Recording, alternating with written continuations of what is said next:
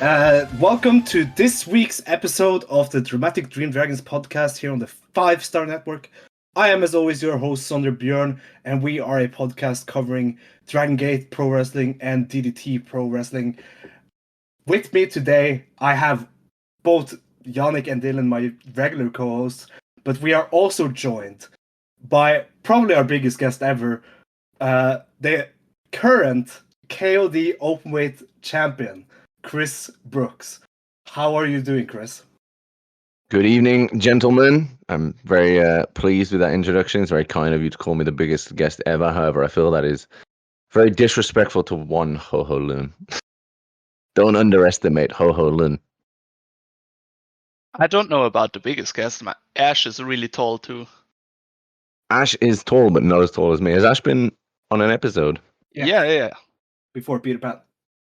Ah, okay. I like that now I forced him through the last time we did TJPW commentary to use his full name and be Ash Man. Because he kept just being announced for everything as Ash. And I was like, that's weird. You're not like Seal. You can't just have a single name.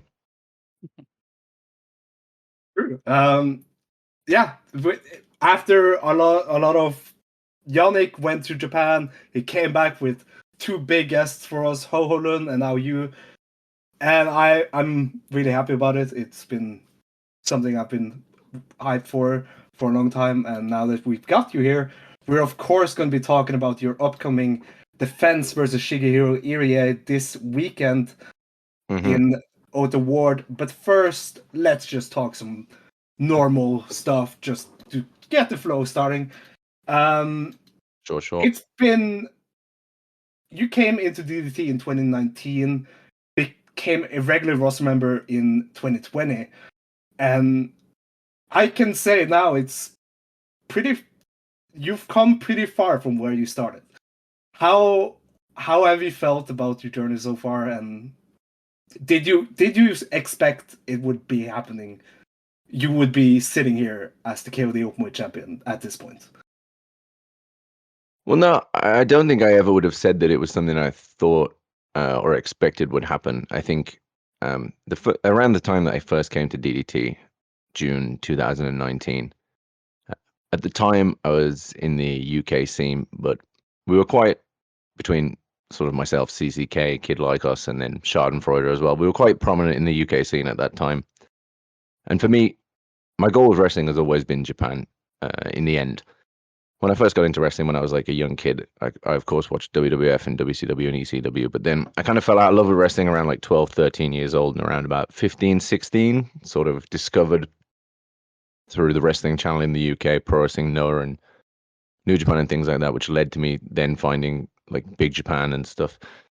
So that was always my end goal. And then I've never had any aspirations to really do anything in America or anywhere else like that. So it was kind of, I was at this sort of fork in the road, if you will, where it was, I didn't feel I had anything left to do in the UK, and then Japan was the only thing left that I wanted to do. And I didn't think I had any particular chance or to get into Japan, but as things started steamrolling and I did the first DDT tour in June 2019, I realized how much kind of out of my element I was and how much higher the quality of wrestling was there. And I think that motivated me to want to stay in DDT because it felt like there wasn't a lot that I could do still in the UK, but it felt like, well, if I was in DDT where the quality was so high, it would force me or push me to become a better wrestler. So that was like the motivation for choosing to move to Japan and stay in Japan. But of course, you have those goals. Eventually, you think that one day you'd like to hold the main title of the company that you work for, but I don't think I ever expected it to happen at all. So it's all been very surreal for me too, but it feels like that kind of motivation that was there at the beginning, that feeling of DDT is going to make me a better wrestler. It feels like it's paid off. That's an interesting answer, Chris. I've always been really respected your mind of wrestling, but I really agree with what Sondre said. It feels like you've grown, and that dream that you talked about of growing as a wrestler has really happened. Has there been maybe a match or anything like that where you afterwards you were like, "Crap, I've hit my A game. I stepped up. Maybe this is a turning point." Was there like a specific match like I've made a jump and I'm better than I was? I think as a wrestler, if you're not always constantly evolving and moving forward, then you'll definitely stagnate and become complacent with things. So when you talk about kind of that feeling, there's over the last 3-4 years, there's definitely been points where I've thought I had that feeling, and then when that feeling next comes again, realize that prior to that, that feeling wasn't as accurate as what I thought it was. If that kind of makes sense. Like when I Yeah, first did absolutely. the KOD Openweight title match with Takeshita at the end of my first tour, which was July 2019, I felt like, oh, like I've main evented a Korakuen show and like it didn't suck, so that's good. But then even from then to like the second time that me and Takeshita wrestled at Korakuen for the KOD belt, I was like, oh no, now like I look at the first time a lot differently, and it feels like this is a point where I kind of understand things. But then even coming on from then, because that's pushing on for like 2 years ago, I think I felt the same feeling again when I had the finals with Higuchi for the King of DDT, and then the match with Hino at Ryogoku. It was like, oh no, this is like now I'm sort of coming into it more again. So you kind of have those points multiple times. But to answer your question, the most recent time that I had that feeling was definitely the whole road through the King of DDT tournament, and then the finals with Higuchi, and then the match with Hino at Ryogoku Sumo Hall. I think that was when I was like, oh no, like I can do this. And I remember going into the Sumo Hall match. A lot of people were asking me before it, are you nervous and apprehensive about things, stuff like that. But for me, like, if you follow that whole story, at least in the perception of the fans that are in the arenas in Japan, the fans that are in the buildings, it was like pretty much 95% of the DDT audience, I'd say, wanted me to win at Ryogoku. So there was kind of a pressure being off there where it wasn't. I think as a wrestler, you'll often have these imposter syndrome feelings like, am I the person that should be here, or am I the right person to be in this position? But people were so behind me that whole King of DDT run into Ryogoku that that kind of stress and pressure wasn't there. It was like, no, people do want me here. They do want me to be the main event, and they do want me to win the belt. So that kind of pressure was relieved, and it was the whole other pressure of the coming back really quick from a dislocated shoulder that was then weighing on my shoulders there. That injury scared me. I was afraid we were going to lose that Sumo Hall main event there. Like, I remember when that got announced, when you announced that, I was so worried. But I'm so happy that it ended up going well, because we said it on the road to Sumo Hall in Peter Pan this year that it really felt like there was no other choice than you to win in the main event there, because DDT kind of needs to capitalize on what they had created at the King of DDT final, which was a huge star. Because you, at the end of the King of DDT, you came off as a huge star, and because you had just beaten like their biggest final boss, and it just perfectly worked well those months, and it was kind of the perfect storm coming to an end there for you to get that win. It felt, everything about that felt so right. That's was- true, Sondre. I'm sorry, Chris, that I want to, Oh no, continue. add on this and ask a question that for us in the West, it felt like this perfect storm, and it fits so well. On also there was like a growing unhappiness in a way with what we were getting out of the KD Openweight championship this year. But as we see with the likes of the pheromones, there can be a big discrepancy between what like the fans in the West think the big stuff is, and what like the Japanese fans do. How do you, or what is your opinion on this? Where do you see the differences, and do you think you can ride like both waves?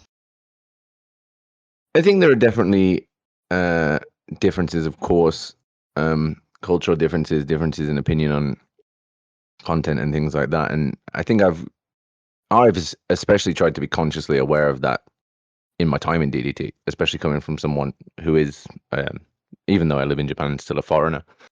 But I think at the end of the day, DDT is interested in international expansion, of course. And you see that throughout all of Cyberfight, I think, at the moment, with Noah, DDT, and Tokyo Joshi, and even Gampro.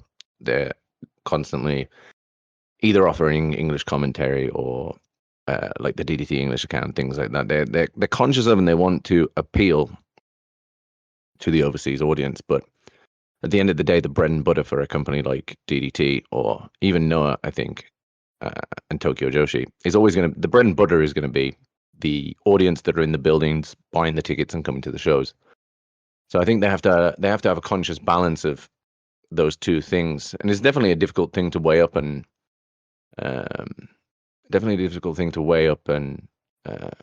how you approach that. But I think at the moment, at least, it seems like even all the brands under the Cyberfight banner are kind of running a good line of their appeal to the overseas audience and their appeal to the domestic audience. But I completely get what you're saying too, and I'm very aware that the audiences are different. The things they want might be different, but I think at least as far as from my perspective and the things that I've been privy to, DDT wants to be considerate to both and appeal to both. Hmm. And there's so many different graphics out there, even among the West, that some things that would appeal to some types of fans, more hardcore fans, might be different than other kinds of fans. And certain things like, pheromones that he brought up, that could appeal to different audiences, different age group, different genders, things like that as well. Sure. So there's a lot there. I just wanted to follow up on what I said before. Just as a fan, I've watched you for a long time now, to be honest.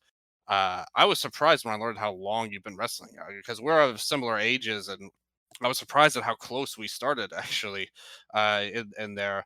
And I really felt like the Takeshita match you mentioned from 2 years ago, that was the same time around a match that was very famous at the time. I'd recommend people finding it. The match you had with Lulu Pencil and Gato Move.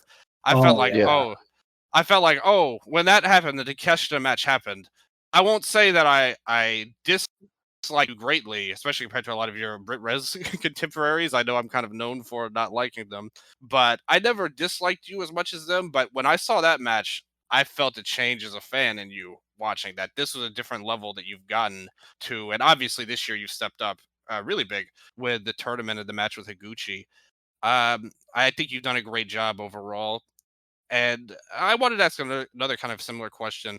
Who's the wrestler right now that you have the most fun in the ring with? Like, if you have a singles match with so and so, it's not going to be stressful. I know it's going to be a great time for me and the fans, and you'll be happy with the match. And oh yeah, that's good stuff there. Well, first of all, thank you. That's very kind of you to say. And in relation to the Lulu Pencil thing, I think at that point, one of the proudest things I felt was roughly in around the same time frame. I did that Takeshita match and I did that Lulu Pencil match that was so different, but I think they were both good in such different ways. And I felt really proud of like being able to do both sides of that coin. Because it's one thing to be a great wrestler and be able to do a big main event match, but then of course, the ChocoPro situation and the thing with Lulu and the whole story was like so different and abstract to that. And I felt really kind of self-fulfilled in that sense that I could do both sides of that coin and seemingly do them in a way that was connecting with people and having an emotional response. And then to the second point of who do I have most fun wrestling? I think... maybe you mentioned, of course, like the easiest person to wrestle. I think the easiest person to wrestle probably is Mao or Yuki Ueno. They're both so good, so interesting, so creative, and have that kind of variety flavor too, where they can do so many different flavors: super serious, comical, like street wrestling, like whatever you want to put those guys in, they can do that. The same even applies to Higuchi, which is even more ridiculous because he can be like this horrifying monster, and then you'll see him on like a town show somewhere, and he's being super goofy doing the Doskoi, Harry Mao stuff, or on Rojo shows. And I think like Higuchi's also someone who is just always fun to wrestle. Like if I see DDT announce shows or match lineups on Twitter, and I see that I'm ever wrestling Higuchi or Mao or Ueno, especially, and Shunma prior to his injury, like that's always just going to be a fun time.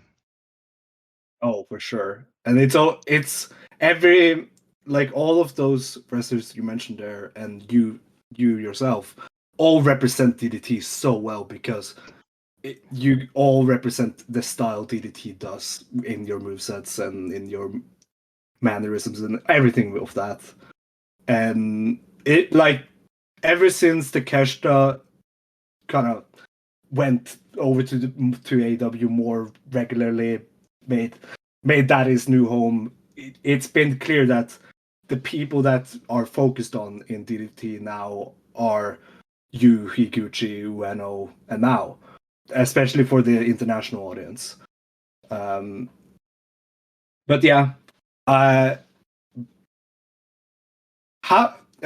bringing it back to Gotham Move for a second, how it is. Like you in ChocoPro got to move. How did that all come together? Because I don't remember when, but it was just when ChocoPro started, you were just really quickly there on with them. Well, what actually happened was, so the first DDT tour I ever did, which was June 2019, there was a Nagoya show, and there was a free 3-corner tag team match, because I think the time that I went over to DDT the first time, the story of the summer, if you will, was leading to the Takeshita and Endo match that was going to happen at the Otaku show, Wrestle Peter Pan 2019, I believe, the main event. Yeah. And then it was announced already that after that, a week later, there was a Korakuen show where I'd be challenging whoever was the winner of that match. So we had like a preliminary kind of match in Nagoya one time where it was me and Masa. I think it was Endo and Mad Paulie and Takeshita and Shunma. Yeah, and yeah, exactly. I don't know why DDT even chose to put me and Masa together, but that was just their call, their decision. And we kind of, I remember actually the first match I ever did for DDT, I was at Kyoto, KBS Hall, and I wrestled Makoto Oishi to go back a couple of weeks before that. I was backstage and I didn't know anyone in DDT. Yeah, I hadn't really met anyone, so I didn't have anyone to talk to, or like, I was feeling pretty isolated for a debut. It's very kind of nerve-wracking being there for the first time and you don't know anybody. But Naoki Tanizaki, previously of Dragon Gate and then now of Dove Pro and sometimes Bizarre and things, he'd come over to England and we'd wrestled him, me and Lycos, and kind of chaperoned him around places in the UK, because both me and Lycos were big Dragon Gate fans before, so we were really excited that he was coming over. And then he lives, I think he lives in Kobe or Kyoto or Osaka. He's in that region. So he came to the show just to watch. And, yeah, he came to the show just to watch and like show me some support, which was really nice. But then I remember he came to me during the interval backstage. That was the first time I saw him. And he was like, "Chris, how's it going?" And then Masa walked past at one point and he was like, "Oh, this is Masa Takanashi." And Tanizaki knew that I liked all the obscure, like, old Japanese indie wrestling, like FMW Wing and IWA Japan and stuff. And he was like, "Oh, this Masa Takanashi guy likes all that stuff too. You should talk to him. You'll probably get along." So we like struck off from that point. And then I remember after one of the Korakuen DDT shows, Masa was like, "Oh, if you're free later, I have this not ChocoPro, Gato Move show happening at Ichigaya. If you want to come, you can. Don't feel obliged. Like, you don't have to, but if you feel like you want to come, by all means, come and check it out." So I did, and I went and I watched it, and that was the first time I'd ever seen Gato Move live, or even I hadn't watched anything on their YouTube really. I kind of knew it existed, but I hadn't paid any attention to it. And I watched it, and I think the first show I went to, there was Lulu Pencil versus Antonio Honda, and I watched it, and I was like, "This is amazing! Like, I want to do this." And then typically, like, if you're a touring wrestler coming over for DDT or anywhere, they won't really let you do other places. But the second tour, when I came over for DDT in the winter, I said to them kind of explicitly beforehand, I'd like to do Gato Move if possible. And they kind of got me on a few shows. And I remember the agreement at first was I could do Gato Move shows if DDT could then put them on Wrestle Universe. So for the first like few Gato Move shows I did, the matches would always end up going on Wrestle Universe a little bit afterwards. And then when I agreed to do the long-term stay with DDT, one of the prerequisites that I had was I wanted to move over to Japan for at least a year and work for DDT, but I kind of wanted a free pass to still be able to do any Gato Move shows when they offered them to me, which DDT agreed to. And then, of course, so I think I debuted on episode like 4 or 5, maybe 3 or 4. Yeah. But yeah, from that point onwards, been pretty semi-regular at least there. I think I just really enjoy the atmosphere and the style of Geto of ChocoPro, and I've wanted to be a part of it since I first saw it. So Oh yeah. It's such a it's created such a personality based kind of wrestling, and their energy is so infectious. Like when I talk to them now in London, it was so easy to follow along and talk with them and get happy, just smile and laugh. And a lot of the memories from the pandemic wrestling, ChocoPro helped with that, and a lot of the they were such a unique perspective on what everyone else was doing, which was just having normal wrestling shows, but with no crowds. Which was I think it was certainly like a good point of escapism for people, especially during the pandemic era. Like you said, Gato Move and ChocoPro, the aim of it is just to make people happy, which wrestling in general is obviously, of course, to entertain people, but it's to make them feel a range of emotions, which I think ChocoPro still does, but it's like kind of bubble wrapped in such like this cutesy, friendly package that you can't help but smile when you watch it. And I think definitely during the pandemic era, it was mutually beneficial. I mean, it served ChocoPro really well because people were stuck at home and they couldn't go out, and then they were offering this free show on YouTube. But I think definitely ChocoPro also offered the audience that were watching it kind of a little bit of positive escapism from how negative stuff was at the time in the world. And it also, yeah. It's really interesting how you were involved with nothing was happening anymore, but DDT weekly TV shows. Yes. And Gotta Move, well, ChocoPro. And I think they got to be the talk of the town just because these were more or less the only product that was still available or still running, and the DDT TV shows were what got me into DDT and more importantly out of New Japan. Right. I think they both, DDT and Gato Move, they both kind of really struck when the timing was right and got things rolling pretty quickly with that kind of no audience, but there's still going to be some kind of weekly content or like regular. I think ChocoPro was 2 times a week, but I think they were kind of both pretty fast on the pulse of finding out a way to still make wrestling happen even during the pandemic, which is why it was kind of strange for me because a lot of people, especially like friends in the UK or whatever, wrestling just shut down for months and months and there was nothing happening. And people ask me like, was the pandemic hard? You're in Japan alone and whatever. But I mean, really between ChocoPro and DDT, even though it was TV shows and no fans and stuff like that, I had a pretty regular wrestling schedule. I never really had a break from wrestling during the pandemic or anything. So although it was different in ring and the atmosphere of the shows changed, the schedule was pretty consistent with how it would be pre or post pandemic. Do you keep up with wrestling outside of stuff going on just in DDT, TJP, and Gato Move as you talked about? Because I remember you talked about how you had a poster of DDT 10 years ago in your build up to the champion. Do you still have that spirit now as a fan? Or do you watch just to keep tabs on stuff in Japan abroad? Or do you just like, screw that stuff. I care about what I'm up to? No, I still very much enjoy wrestling, especially, I mean, predominantly the wrestling that's here. I mean, there's still shows that I'll go to as a fan sometimes secretly and watch and hang out at. But in terms of overseas stuff, I don't really pay any attention to anything in America or Canada and stuff like that. Mexico, I don't really pay any attention to any of that. I mean, I follow the stuff in Japan, and then just through friends and stuff that I still have back home, I'll occasionally see what's going on in England or Germany and stuff like that. But I definitely still enjoy watching wrestling. I like to keep up with the stuff that's going on here, and because it's such a big part of the culture, especially if you're involved in the business, it's kind of hard not to keep up with it. Because I mean, every week, Weekly Pro Wrestling, Shoe Pro come and throw a stack of magazines backstage, and people will flick through them, so you'll see what's going on everywhere. And then even if you go to the DDT bar, Samurai TV's on all the time, so you're seeing the digests of what's happening everywhere. So I'm definitely not keeping up with it the same way I was in 2010 when it was like downloading single matches from Mega Upload and Rapid Share of anything I could find from Noah or Big Japan and stuff like that. But I definitely like to keep up with wrestling still, and I still enjoy watching it. That's good. I'm glad we have the exact same story of those years ago, even up to all that stuff there. Do you have an active role in getting guys over to DDT? The people in the company be like, hey, who's a foreigner that might fit in here?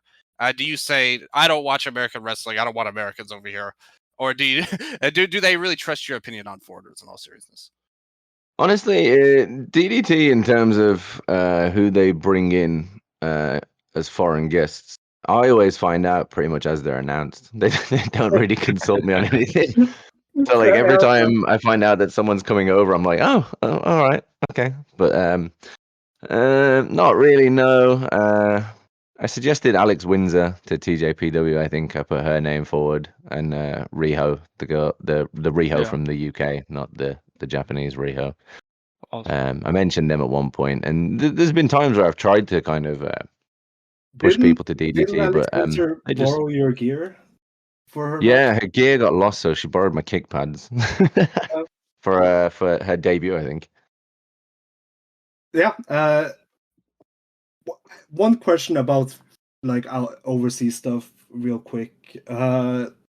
With All In being announced now to be returning to London next year, it will open the door to have more shows that weekend. Do you think there's an interest in DDT for running London next year? I'd like to think so, but I think if you wanted to do it, authentically, it would be such an expensive venture. So it's difficult to weigh up. I remember years ago when like Dragon Gate would do the UK shows, Dragon Gate UK, and Noah even did the European navigation and stuff like that. I just remember thinking even at that time, like it must be such an expensive venture, because DDT has a roster now of like 30 something guys in that range, I'd say. And then even in the instance of the America thing this year for WrestleMania weekend, there was the DDT show, but there was kind of still a lot of outside influence or GCW influence kind of making up half the card. Yeah, they kind of needed a indie to team up with too. Yeah, I think Blueprint is Welcome to America, like 2019. Right, no, of course, yeah, like the DDT 2019 show was just fully a DDT show. And I think, I mean, of course, I'd welcome the idea of doing something like that in the UK, but as someone that is conscious and aware of like just how much a single return flight costs from Tokyo to London, like the logistics of it are just very difficult, I think. Takagi has mentioned previously that he wants to do more stuff in Europe, and I've kind of tried to push him and sway him into directions of connections I have with like WXW and things like that. So I'd like to see something like that happen, but I don't know how viable it is. What was that, sorry? That weekend would be the best time to do it, since like a lot of people are traveling to London for that already for All In. If Takeshita works All In, he could also be able for that. And, you know, it's like a year out, so yeah, it's also a year out. So it is just me still living in the All In happened 2 weeks ago glow, you know. Like that weekend was fantastic for me, so at this point I'm just happy that I'll get to see Renegades in WXW. Oh yeah, Watase and Irie.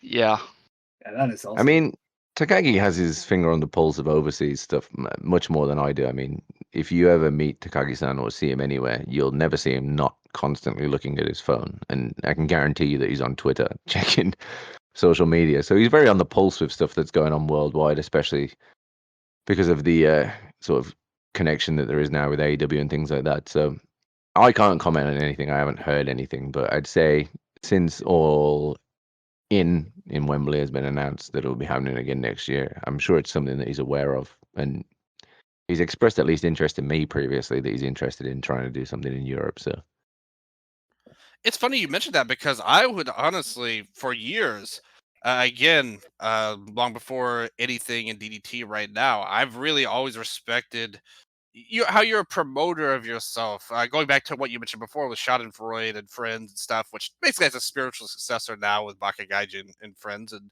uh, your promotional mind, I've always considered you like an expert at social media and things like that. And being an ambassador of yourself, your projects, DDT to the Western audience, and you've honed in on your fan base, very passionate.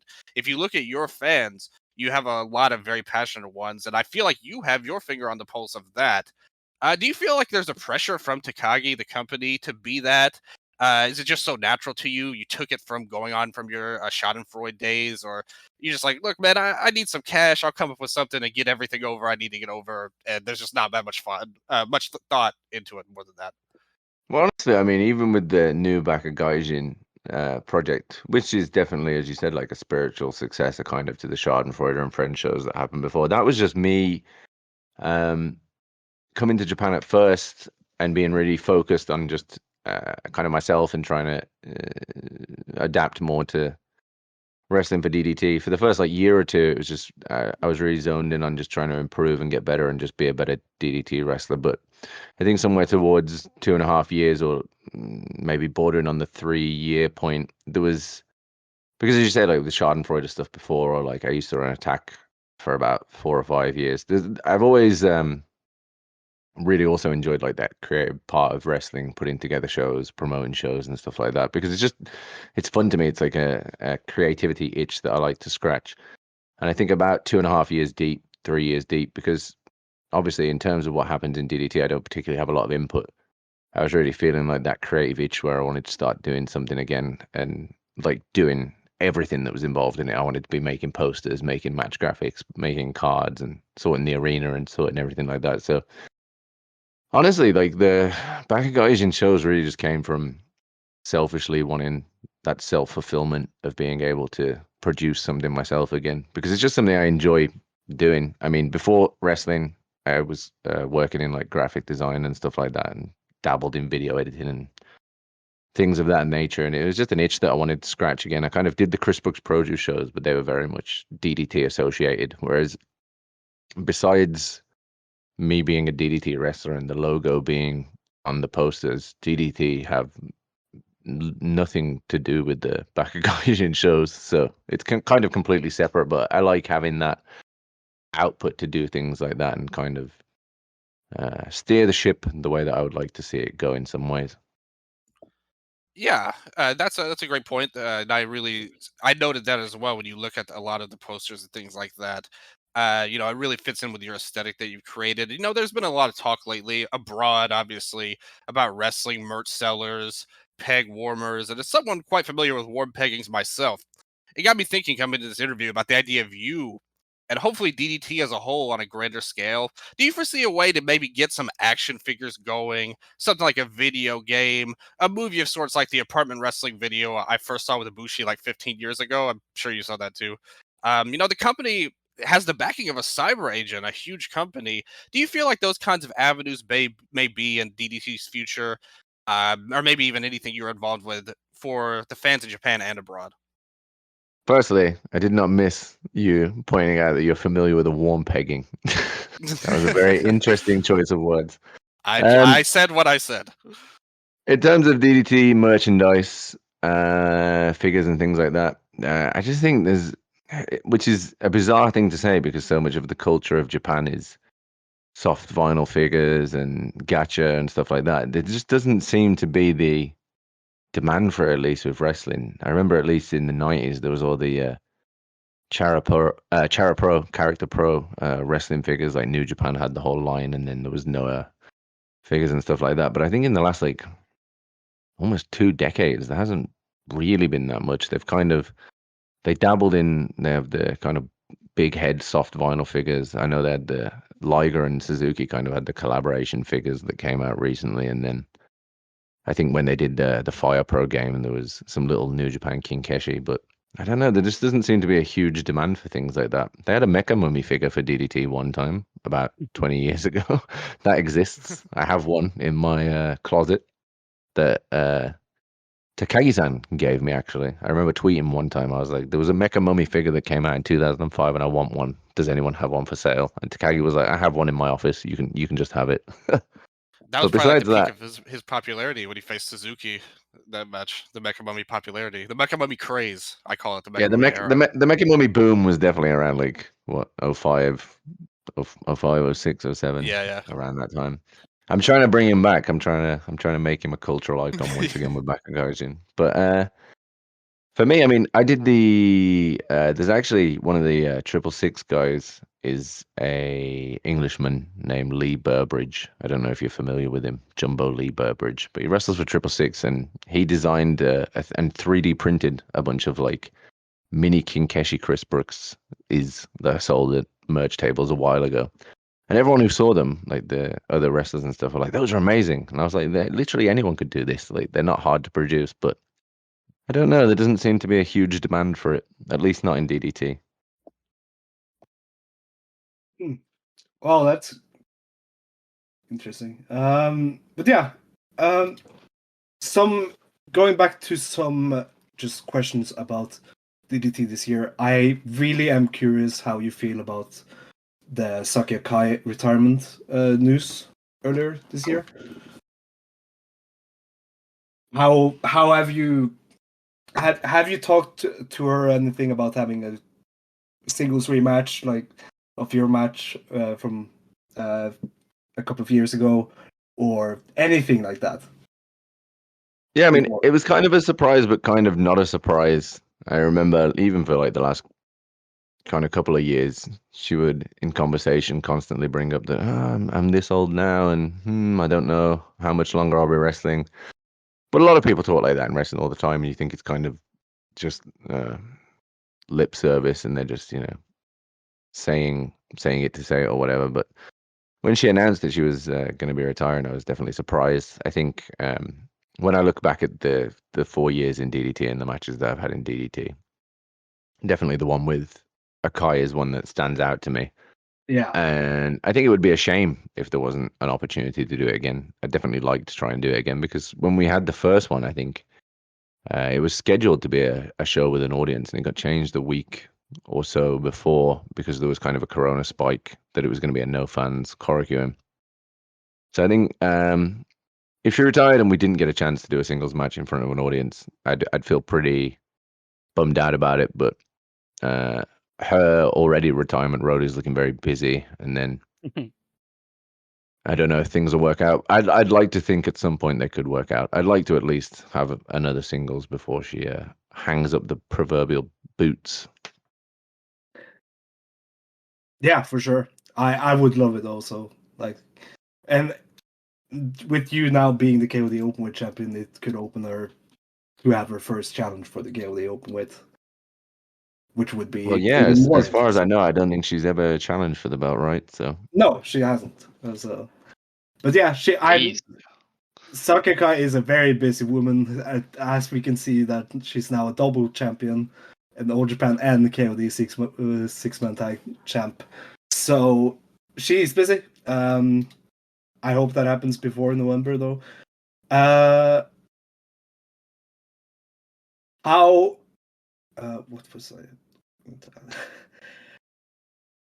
If anyone of you guys have any questions. Sure. I'm talking of the All Japan 6-man titles. Hideki Okatani is pretty young, and is an aspect of DDT that we as podcast really like is, as the dojo, the young guys. I think they're of an exceptional quality, all of them. Where's that coming from, that DDT has this wealth of talent? If I were to say it was coming from anywhere, I suppose, at least kind of in contrast to maybe the rest of the Japanese wrestling world, obviously. Well, not the rest of the world, but kind of the traditional style of Japanese wrestling. I mean, DDT wrestlers kind of have at least somewhat of a freedom or a flavor to kind of be who they want to be from the outset, rather than having to kind of go that road first, where it's like the young lions, young boy sort of situation, black boots, black pants. I think they're kind of actively encouraged to show more of their personality from the get-go. So maybe that has something to do with it. And then DDT, of course, is like an environment that they're going to be in where they're going to be put into a lot of different scenarios very quickly, and you'll have to quickly adapt to them. So maybe that also kind of plays a factor in it.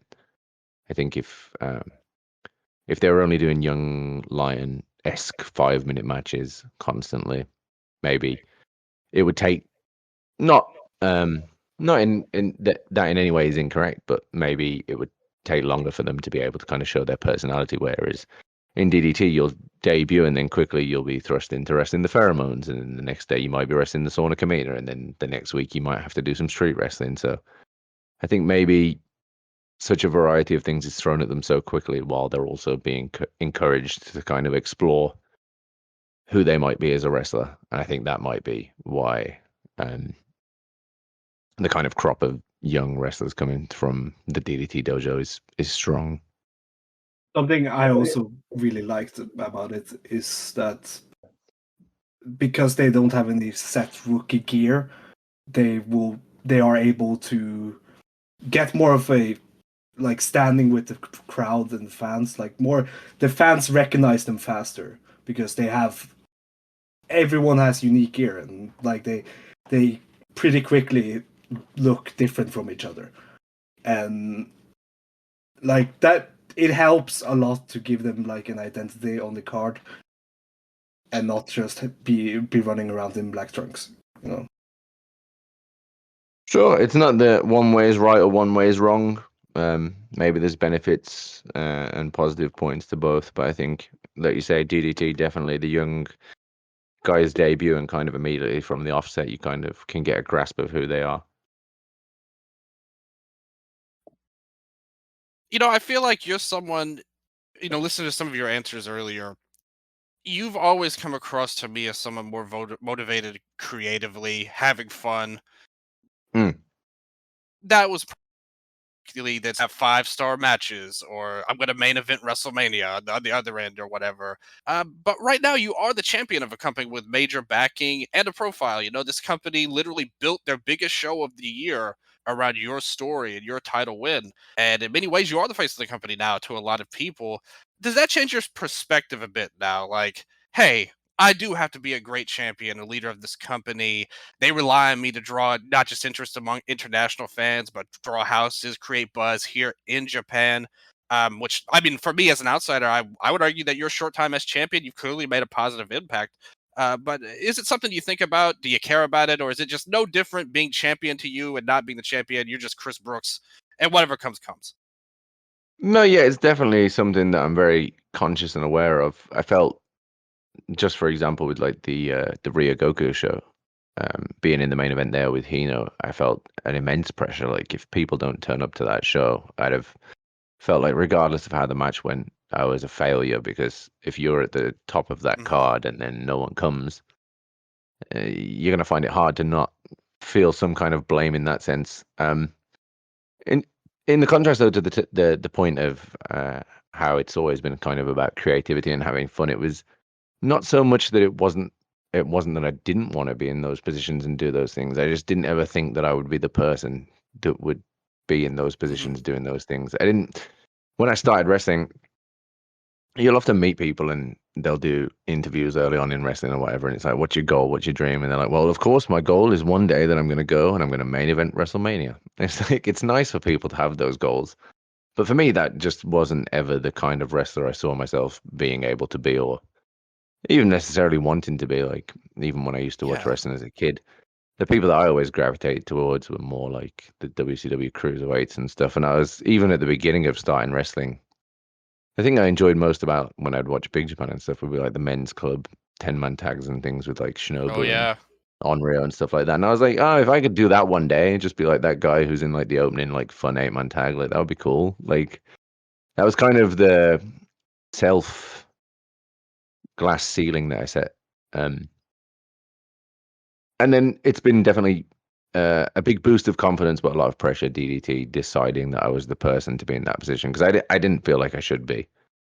But as you said, like even in the short kind of amount of time that's been the case, it seems to, at least for now, have been positive for DDT. I think Ryogoku ended on a really positive note, and I think it's kind of carried forward a different energy since Ryogoku, where like I don't know, even just the main events and the semi-finals of Korakuen shows seem like in a different taste than they were in the first half of the year. There's a lot of like Hirata in the main or the semis and things like that, or the even, I mean, it's because of course the retirement road, but like the Joshi 6 woman tag Oh, it's so good. main event in the Korakuen show was just such a great choice. That was a brilliant main event, and it felt like a very DDT main event, the same as the Hirata and Yoshiko and Mao 3-way and stuff like that. So even the costume change being a part of the 6-man shuffle match at Beer Garden Pro Wrestling, every year at the Beer Garden show, the main event is a shuffle between kind of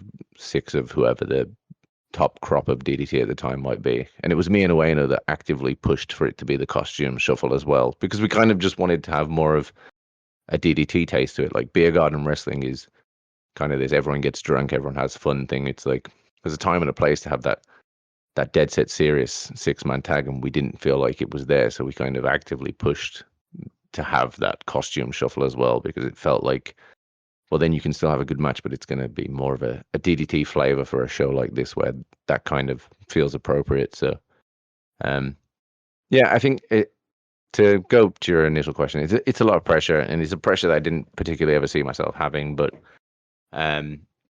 the whole point of being in Japan for me and being in DDT was growth. So it's fun to tackle these new challenges. There's a lot of, now we'll have shows in, for example, like Aomori or Fukushima. It's down to me to be the guy who starts the show with the opening mic in Japanese and closes the show in Japanese at the end, and like after match comments, and like all these things have just been like positive tests for me. It's definitely made me get better at speaking Japanese and more confident. So as much as I'm very selfish in wrestling, and a lot of it is just whatever's fun to me and interesting and creative. I've enjoyed, especially the last few months, kind of since the whole King of DDT thing, being pushed out of that comfort zone a little bit. Oh yeah, then if you look at where you were at a year ago, it's a stark change. I think last year you weren't really doing a lot in terms of titles or being a big focus of the promotion, and now that's how things go sometimes in wrestling. Things move so fast. Even at the start of the year to now, and like your profile's just raised exponentially. Like, was there ever any time where you're thinking, "Man, I wish I was doing more," or were you just, like I said, like you kind of alluded to, you were just being selfish, just having fun with just rolling with the punches, so to speak. I think you need to have that mentality in wrestling a lot, because so much crazy stuff always ends up happening, so many ups and downs, and God, you've been around for so long in wrestling. There's a million ups and downs that would take us 5 hours to get into probably in the last 16 years. But compare this year, this time now to this time last year, were you feeling like, man, am I ever going to get my chance, or were you just not even thinking about that? There's like 2 interesting kind of behind the curtain points I can point out relating to the question. There was one time, maybe it was like a year and a half ago, maybe, where I was feeling like I was in good standing in DDT, but I felt like I would never be the person in DDT. And it wasn't necessarily even that I felt that I should be the person. I just felt like I wanted to have a chance at some point to kind of try and prove that I could be that person. I remember I was drinking with Ueno one time, and I was like, I just feel like I'm never going to be that guy in DDT. I feel like I'm always going to be kind of treading water and stuff. And he was like, no, no, no, no, no. You'll do it one day. And I was like, but you don't know that. And he was like, no, no, no. Like, you're good, and everyone knows you're good. And one day, you'll be thrown into that position when you least expect it. It's not that you're never going to be that person. It's just that I think he was trying to kind of imply that, like, you're a reliable, good wrestler. You'll eventually get that spot one day, even if you feel like it's miles off and it's not going to happen. And then the next one to that was even the King of DDT this year when it started. I was definitely not the favorite at the beginning when they announced all the people that were in it. I don't think anyone really thought that I was going to win or do anything, because in most DDT tournaments, I don't really go far or do anything. I did a tweet, and it was like 2 screenshots, and it was like these big paragraphs. It was all in Japanese. But it was along the lines of, like, I was saying that, of course, like, as any wrestler does, every year I go into these tournaments and I say that I'm going to win. I say I'm going to do my best and I'm going to try my best, and I say that I'm going to win the tournament. And then every year I just don't. I fail round one. I lose immediately or whatever. But like the DDT audience, the entirety of the last 4 years has been very supportive of me, and I've always had like a good connection with the audience here and a good fan base. And in saying every year that I feel like I'm going to do it this year and then just failing at the first hurdle, it felt like I was lying to everyone. Felt like I was being dishonest and I was letting everyone down. And it was this whole thing, and I tweeted out and it got like over 1,000 likes and whatever. And I think that was the first turning point. And then I remember saying after that to Wayne, I was like, I just did this one tweet and everything changed, kind of, at least the perception changed. And he was like, no, it wasn't that you did a tweet. It was you said everything that the people who've supported you the last 4 years were thinking. Like, if you hadn't have had those 4 years before, you could have said that tweet and it wouldn't have resonated with anyone. But everyone's watched your whole journey staying here through the pandemic and all of these obstacles and hurdles. And that's why, even though it was just saying how you really felt openly, maybe for the first time, that's why it resonated with people so much, because they've watched the last 4 years and they know that they want you to be that person at some point. And then kind of everything switched and changed. That brings up an interesting point, actually, because sometimes when I look at your Twitter and at the reactions to during DDT shows and all that, I feel like even though you're the foreigner, you're the kind of foreign top guy in DDT, even though you feel like that, it's more like they treat you are more over with the Japanese audience, it feels like, than you are with the English audience sometimes. And that is really cool, like that you have come so far that the Japanese audience has embraced you so much as they have. You see when you tweet in Japanese that those tweets almost always gets like really well interactions from the Japanese audience, more than like some other wrestlers in the company gets from the same audience. So it's kind of did you ever see yourself becoming this popular with the Japanese audience, and do you know why they are so into you? I don't think I ever saw it happening necessarily, no. But I think the reason I have such a good connection with the audience here is because it's so earnest, and they know through things like the VTRs and interviews that I used to watch DDT when I was a teenager, and I've always loved Japanese wrestling. I think they kind of have that awareness and understanding of it. In terms of the opposite, though, the reaction from maybe the overseas audience, I think maybe I don't know. Perhaps necessarily if you want to tune in and you want to watch Japanese wrestling, you want to watch Japanese wrestling, and you don't particularly want to see an English guy as the top of the company that you enjoy. I don't know. But it's different tastes for different people. I don't mind if people don't like me. That's perfectly fine. I think I'm sure all three of you have movies, music, and things like that you enjoy that people think are garbage. So I think the same applies to wrestling. It's not blanket, and people don't have to like everything. So it's fine by me. Well, and like I said, even when you came over, on my other show, Eastern Lariat, when you came over, I was probably like, oh, Brit Res guy, meh. But I really Yeah, of seen you course. grow. Yeah, There's a preconception, like the Japanese style compared to the British style is very different. It's been something that Yeah. I've had to really try and adapt to, especially and learn over the last 3 years. So, Well, I especially completely get that. compared to those wrestling channel days. I remember going back and looking stuff up with like RJ Singh and stuff like that. Things have changed so much over the years to where that indie style from America just blew up over there, and I really felt like a lot of those guys were kind of like indie wannabes, to be perfectly honest with you. Mm, And then you see a lot of those guys have grown over the years, not just you, but other guys. Obviously, Osprey and things have really broken out and been just great wrestlers. But I've really seen you grow over the years with the Japanese style becoming more influenced in your style as a wrestler. And then kind of bringing back to what we said all the way at the start. Those matches we talked about, and even the match with Lycos last year when you returned to Progress, if you look at your top rated matches like Cage Match, Higuchi, Lycos, Lulu Pencil, they're all very story based. It works your your mindset. Those are all very different, obviously, very different opponents. But I feel like you've been able to merge kind of that mindset you always had in the attack days and Fight Club Pro days into the more Japanese style now. That's just my opinion. Yeah, I don't.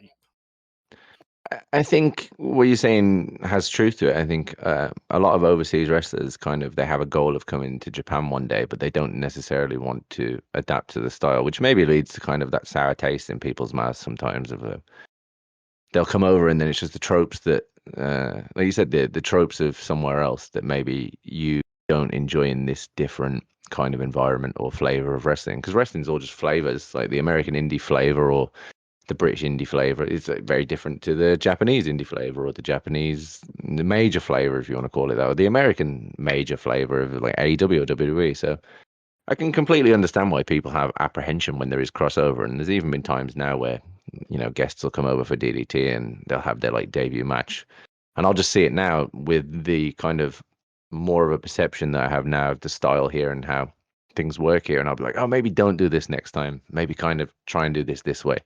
And I don't like to give people advice ever anyway, because I feel like who the fuck am I to tell anyone anything? But I can see it, and then on the converse side, I can understand why if, like I say, it's flavors. If the flavor of pro wrestling that you enjoy is the Japanese pro wrestling style, it's very different to the style elsewhere. So then if someone comes in and they're going to kind of change that, or it's going to be different to what you enjoy because you watch that thing, I get it. It's everything's different, and I understand it from both sides of the coin, I think. But I have been conscious, and I've had to try and adapt to myself, which is probably maybe why you could explain more of a connection with the audience. I think I've been conscious of adapting to more of a style that resonates with people here. Absolutely. You could see it even while you're talking, while listening to you. You really fit into kind of my preconceived notion. We'd never really talked before, but hearing your mind for wrestling, I could see why. Like, things have played out how they have, to be honest. There's one more kind of serious question now that we talked. I didn't have this written down or anything, but it's kind of got me thinking, because I asked both Yannik and Sondre this. I asked my co-host Striga on Eastern Lariat the same question. I'm gonna ask you this now. This is a very interesting question here. Do you, because like you said, you've been a longtime fan of DDT, obviously, and I've watched it longer than a lot of people as well. Do you feel like now, when you compare yourself, because I think a big thing for DDT for a long time was being the company that had such a big foreign star in a Kenny Omega being there, to where he wasn't just a star or a great wrestler or whatever. He felt like one of the hearts and souls of the company. And I think you've kind of got a very similar vibe now. Not similar in style wrestling wise to him, but more so that you feel like the heart and soul of the company. Is that something you particularly try to match yourself, to where you feel like, I am that guy in DDT now, compared to somebody, like I said, you watched him from then? Do you feel like you're kind of a successor in that vein? Again, not in the ring per se, but just the heart and soul of the company way. I think, and again, it goes back to like that connection with the audience. I think it can only come from it being earnest. I think the period that Kenny was in DDT and living in Japan and stuff, it was because he really wanted to be here. He was really interested in the kind of otaku culture and Japan in general, and like he genuinely wanted to be here. He genuinely wanted to learn the language and things like that. And I think in that sense, it's a succession to it, because for me, it's always been the same kind of thing too. Like I was really, from a young age, deeply invested in Japanese pro wrestling, but especially the indie scene in Japan, and not just the shows themselves. Like I'm sure, as you've said before, you followed DDT for a long time. You're more than aware. It's like the shows, the obscure indie shows, the match shows, the basement shows, the wrestling bars that they have around that wrestlers work at every week, like the Stanley Club and Dropkick and things like that. It's like being ingrained in all of that. Like it's very earnest for me. It's things that I've always dreamed of doing and wanting to do, and then learning the language. It's just like things like that for me just make every day more interesting. It's the more and more that you can get better at the language, the more and more life becomes kind of easy and you can flow with it more and things like that.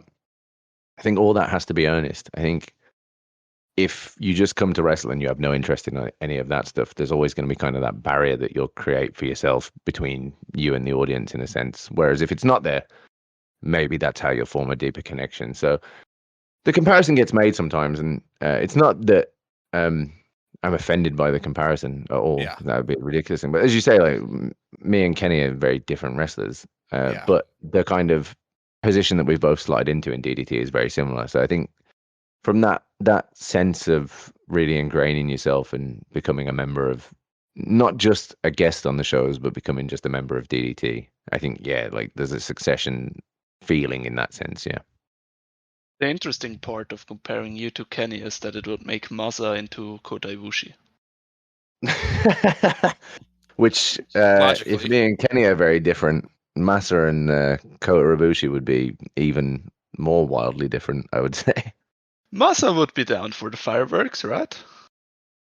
Masa Takanashi has a very storied history of leg injuries, both knee and bone, just in his shin and his ankle. So I don't think these days Masa could even do a leapfrog, let alone a Firebird splash. I tried to sell you on the apartment wrestling coming back, Brooks. No. Apartment wrestling, I'd be all for. Any street wrestling, very much all for. I think a lot of it just stopped, especially in DDT, because of Corona and how difficult things got. But it seems to kind of be coming back now. We did a show at Izu Grand Pa the other day, which is like an illumination park in Shizuoka. I think that was I rode a zip line, did a go-kart thing. That was like with fans again, which was probably the first time since pre-pandemic that we've had a big Rojo show with an audience again. I think maybe the last time was.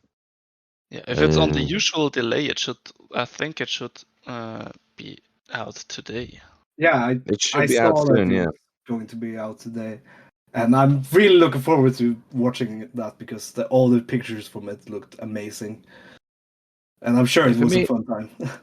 For me, stuff like that's what makes DDT, and obviously Japan especially was a lot slower in kind of easing off COVID restrictions. So the idea of being able to do things like that, like the Rojo stuff again, was really difficult. But it seems like more and more now. I mean, Takagi is going to be wrestling Minoru Suzuki soon on the Shinkansen, so it seems like those things are going to start filtering back in a lot more now that things are more relaxed, which I'm definitely looking forward to.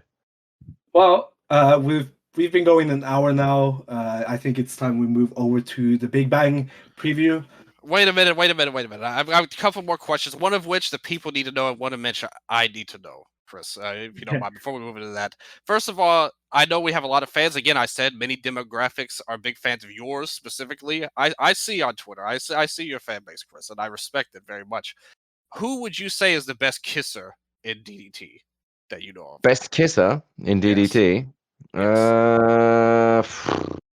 I haven't kissed that many people in DDT, honestly. I think I've kissed probably Takeshita Ueno and Mao on numerous occasions, mostly when drunk. The best Drew, kind.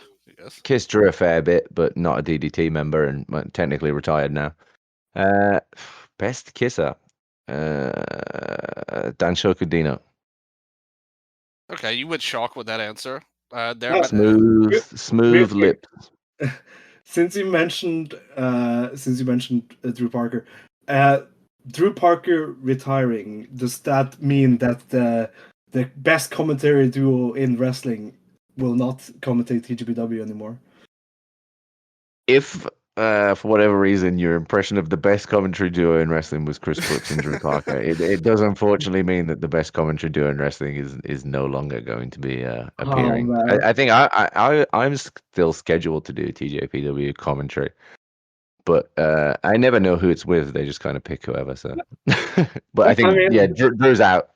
I have fun with them all the time, but Drew and you were like such a good energy because it felt like Drew only watched TJPW when he commentated for TJPW. Yeah, Drew literally only watched it when he was paid to be there, and he'd arrive at the venue and not know what the card for the day was. I would at least try and be considerate and do research, and even if it was, for example, there was a Korakuen show and then kind of a 2-month gap between the next one, I'd kind of study up a little bit on what happened in the 2 months in between. But Drew just would turn up and be like, what's the main event today? What's the matches today? He didn't know most of the wrestlers were, so he had a unique perspective. Oh, yeah. But yeah, a lot of fun memories with you and him on commentary, though. Drew's definitely my favorite person to do the commentary with. Aki's always fun too. Ash was all right last time. He did his best. Yeah, and I think that all of you honestly were able to add something to TJP in such a strange company to call for. Not saying good or bad, but it's not like you could be completely technical about a company like that. You have to have your own unique flavor and spices, and obviously they have big matches too to where you can get like that. But it's Pam Harajuku probably is not going to be confusing anyone with Bryan Danielson anytime soon, so you have to kind of call it your own way.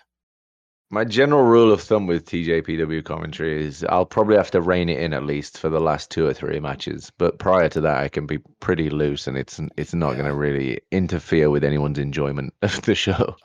No, if anything, it adds to it, I would say. But I'm going to ask you, I've really enjoyed having you on, and I know Sondre just wants to just slap me right now because I keep asking you these questions, and maybe you do too. Oh, That's fine. Fine by me. I've got nowhere to be. Don't worry about it. Me, that's the story of my life right now. But I'm going to have to ask something that you probably aren't going to like very much at all. This is the last time. Maybe we can lie and say we'll edit it out, but this is a no softball zone on this show, as we all know, and as it's been so far. But Chris, you gotta answer. I need to know, mostly me, but I'm sure other people care too about this. But I found something out that's so shocking when I was doing a little research for the show about you. If you go to your Wikipedia page, yes, you will see a little note at the bottom, right below your list of accomplishments. It says, and I quote, "When wrestling in Japan, his ring name is written in katakana as Kurisu Buruksu, with the same katakana that is on your Twitter page as well." That is correct. Did you edit that into your wiki page yourself? No. I've never edited anything on my Wikipedia page myself, but one thing I did edit once was maybe not even that long ago. It was like 2 or 3 months ago, perhaps. I went on there on the off chance. I think I can't remember exactly what it was, but they had my real name listed as something like Christopher James something, which is absolutely not my real name, and I just deleted it. But that was it. It was like Christopher James. I can't remember what the last name was, but my middle name is not James either. My first name genuinely is Christopher, but the rest of it was just completely incorrect. I was like, that's not true. But the katakana that was added on there, not me. I'm sorry. I'm sorry to disappoint you.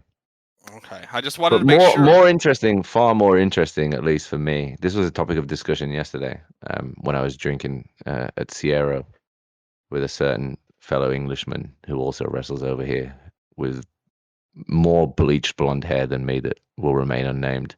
We were talking about how hometowns on Wikipedia.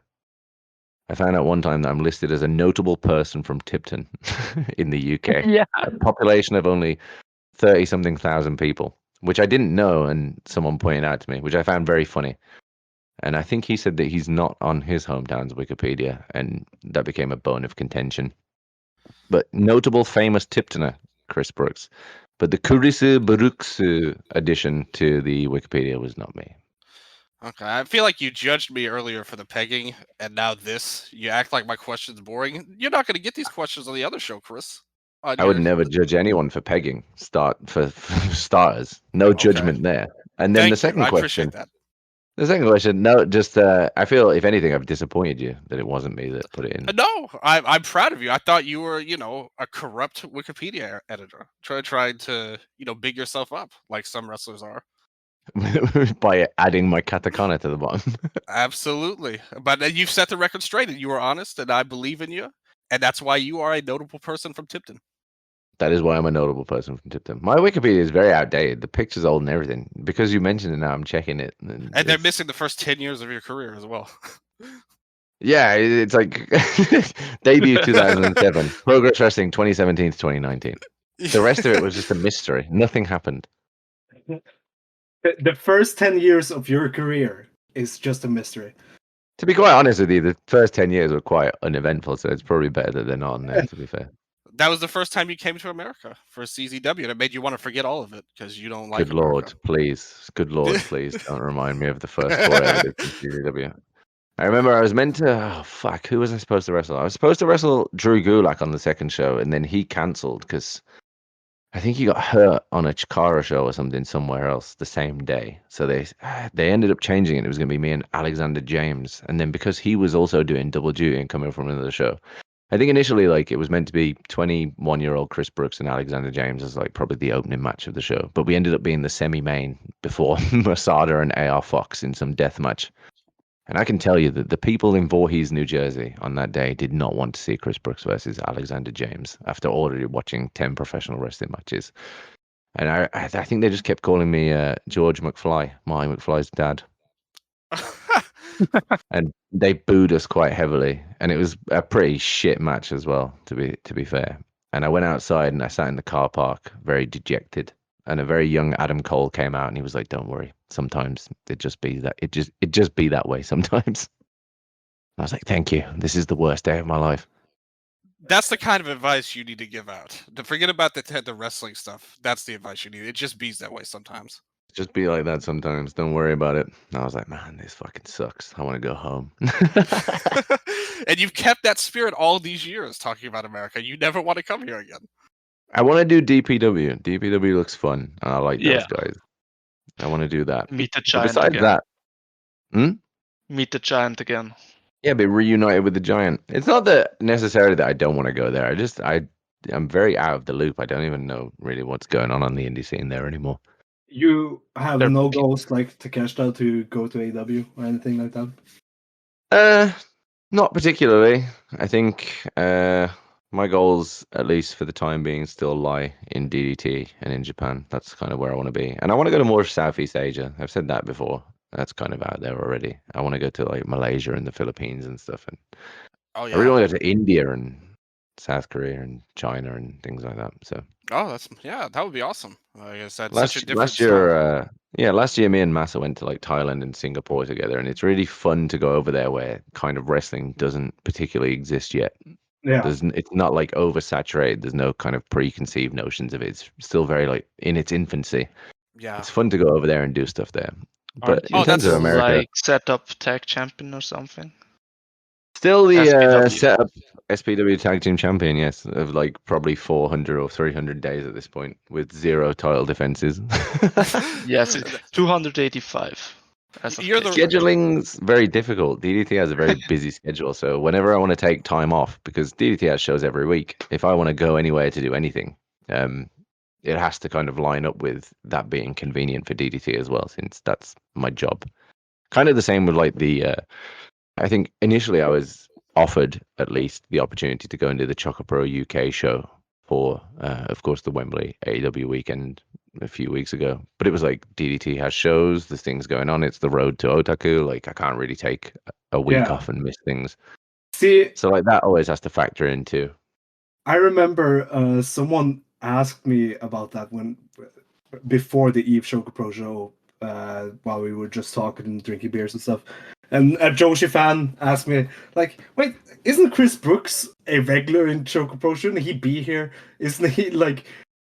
Isn't he? He's from England. He." And I was like,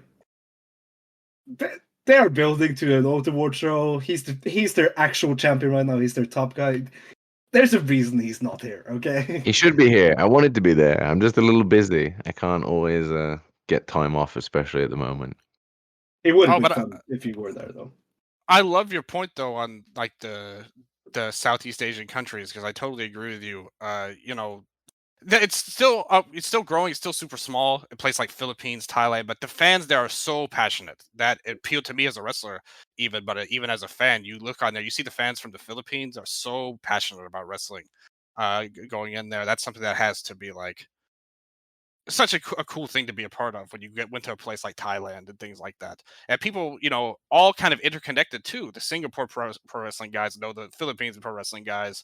You know, Jake De Leon knows, you know, Dr. Gore and things like that. It's just such a cool thing to be a part of for you. It has to be. Yeah, like the Southeast Asia scene now is like really wild. There's like such a crossover Yeah. between like people, like they all kind of work together and they're all kind of pushing themselves together as best as they can with like little means about them at the moment, but like they're all doing their best, and that kind of like unity and stuff is really nice too. I remember when we did set up the first time for in Thailand, me and Massa went over there. And there was guys over from India, and there was guys over from Singapore, and there was people over from wherever, and it was like everyone's working together and trying to kind of like collectively build these scenes together. Ho Ho was on the Singapore show that we did, and just stuff like that's really interesting. It's really fun. Like it's also kind of like naive and fresh and new that the energy, like you say, is like the crowds are Yeah. just so up for anything, which is like such a rewarding thing to do. Well, I feel like if I went to America, I'd just be another guy coming over to America when there's tons of guys coming over to America from Europe or wherever. It's not that. Oh, I feel It's not totally that the same as you. significant a thing. Yeah. Yeah, for sure. Looking through a few of these cards, the best import setup ever did was Hoshitango. What was that? Sorry. The best import setup ever did was Host Hoshitango. Tango. Yeah. Host Tango is a man that gets very tired walking around Thailand. Let me tell you that. But a great barbecuer. Runs a real strong barbecue. None of these two things surprise me. You ever What get is a he chance doing to eat anyways? Host Tango's honey mustard chicken? Give it a go. You're speaking to me as a Memphian. He still wrestles for he still wrestles for Hino's group, I believe, semi-regularly, the Only We shows when they do those. Oh, cool. To honestly answer your question.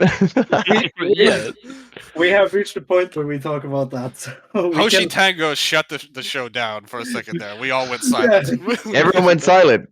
I think everyone expected a more interesting answer. What's Hosh Tango up to these days? We're still wrestling for Hino sometimes. Oh, okay. No, it's not your fault. You need to stop blaming yourself for everything, Chris. Right now, that you didn't do it. You're I just did hanging not. out. Let's move over to this show that we are previewing on this episode, happening on the 9th of the 9th, 9th of September, this Saturday from Tokyo Ota City Ota Ward Gymnasium. You are in the main event. Sure am. Your third match with Shigehiro Irie in your third country meeting each other. Your first match was in England in 2019, and then your second match was in Germany in 2019 in WXW. So we'll start with this match, the KOD Openweight title match. Your first defense. How are you feeling about this match? How are you, not to ask are you prepared, but how, when this match was first, when Irie first came out to challenge you after you beat Hino, how did you feel about this being your Let first? me quickly, before I answer, run to the fridge. One moment, please. Very important. Yes, September 9th, me and Irie, to the last point that you made of how did I feel when it came out. I felt very surprised but excited, I think. I didn't expect Irie to be the first person to challenge me for the belt after winning it, but especially as I'm sure Dylan's probably most aware, Irie, very rich history with DDT, former multiple-time KOD Openweight champion, many classic big singles matches, especially in Korakuen Hall, the likes of Kenny and Harashima. So for me, it's a good chance. I think the story and the narrative, at least, of my King of DDT to Ryogoku kind of ran deep with that feeling of like respect for DDT and the history of DDT, kind of training with Kudo, beating Harashima, and then even taking Harashima's Samato into the title match with Hino at Ryogoku. So I think to get the chance to wrestle someone who was so predominant and important to DDT's history, who isn't around anymore, is very exciting for me.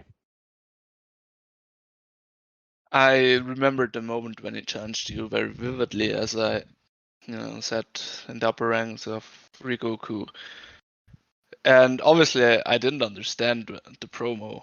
I didn't understand what you guys were saying, but when he came out, I was very excited. Obviously, a big fan of Irie. and I saw that he wore his 16 karat gold shirt. And I think I was looking up on Twitter what live translation of what was said, and and his point being like, yeah, like this year I won the tournament too and became champion, so let's fight it out. And I was marking out because I was there in Oberhausen watching Irie become champion for WXW, watching him win 16 karat gold. That was a really special moment for me, and I would just wish like I could have shared it at the moment, but Right. left and right there were all these Japanese women. You couldn't express Marking to out anyone for, like, around you how exciting that was for you. Yeah, I'm aware that I'm the weird foreigner there, so I don't need it to make it more obvious. But yeah, I'm really excited for this meeting.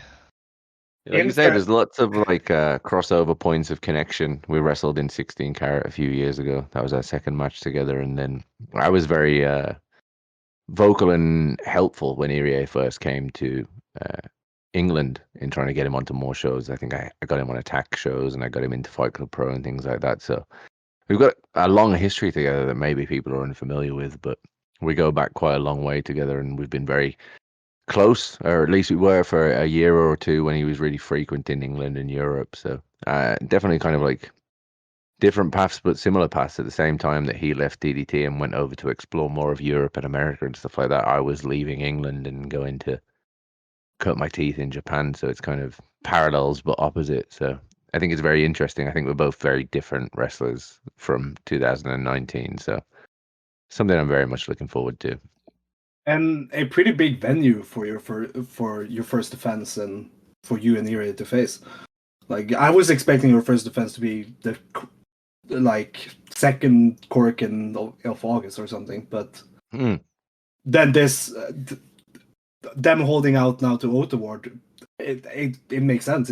It's really cool for Irie. Otaward too. Like Otaward was the first building that I had a DDT Big Show in when it was me and Massa against Moonlight Express in June or July 2019. That was kind of the first really big DDT show that I got to do, and then obviously periodically over the last 4 years, DDT's constantly gone back to Otaku. So definitely a big venue for me too, and feels kind of like in that sense when you consider that my first ever big DDT show was Otaku, and that was when I came out and faced off with Takeshita for the first time after he beat Endo.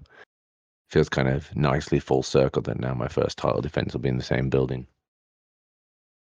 Yeah, pretty exciting about that. I want, when we're done previewing this show, I want to talk more about your potential challengers to have after Irie if you manage to defeat him, but we'll talk more about that after we've covered the rest of this card. Sure. We're not going to talk that much about all of these matches, but the match before you and Irie, the semifinal, the DDT Extreme and Iron Man Heavy Metal title match, all humans are equal, Kazuki Hirata death match. Kazuki Hirata, the Extreme Champion, defending his title versus Naruki Doi, the Iron Man Heavy Metal Champion, who is also defending his title. First of all, I want to ask, how does Naruki Doi come off when you talk to him backstage in DDT? Doi-san? Yeah. He's nice. He seems nice. From at least what I can decipher, he's a nice guy. Because he's weird. Like, I never expected him to be so into DDT as he has been this past half year.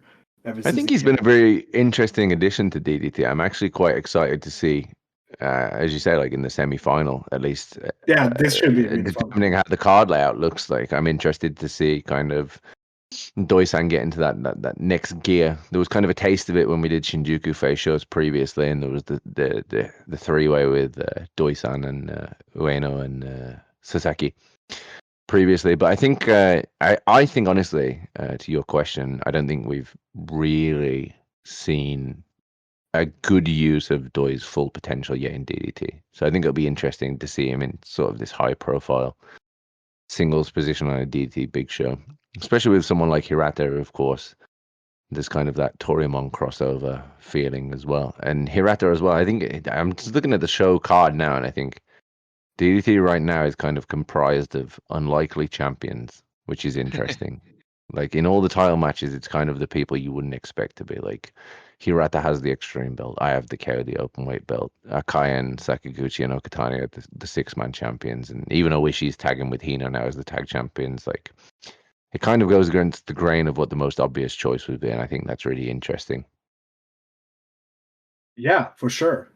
Definitely a big match for the Dramatic Dream Dragons. It's hilarious if you when you see Doi being paranoid about losing the Iron Man Heavy Metalweight champion on the Dragon Gate shows. It's a risky belt. It's a risky belt to have. I've had it, I think, 2 or 3 times, and it's not a pleasant experience. Especially if you're around like a Takashi Yoshida. It also weighs nothing. I can tell you now, there's nothing lighter in this world than the Iron Man Heavy Metalweight Championship. It's like a sheet of paper. The weight of some of these title belts is very interesting. Like, I think the weight of the KOD belt is, I can tell you, very heavy. Transporting that around is a real pain. It looks like a heavy title. It's a very heavy belt. I've had the Extreme belt, I've had the Universal belt, I've had the Iron Man, and I've had one half of the tag belts. And the KOD Openweight is definitely the heaviest of the bunch. The Isaacs Infinity Championship is really heavy. I can imagine. And the Openweight comes with a weird caveat about it as well, that you have to hold it a certain way every time in photos, or the staff yell at you.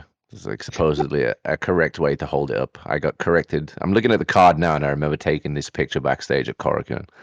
And I held the belt the other way first, and they were like, "No, that's wrong. Turn it around." And I was like, "What does it matter?"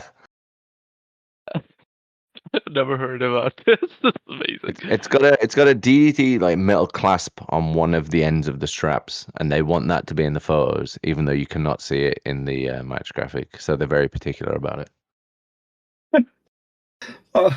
Okay, I've never noticed that at all. I'm looking at the title. I'm looking at you holding the title right now, and find a just regular picture of the belt. On the one side, the right side, on the bottom, there's like a metal clasp thing at the very end of it with another DDT logo on, and they make sure that you hold it that way, or they shout at you.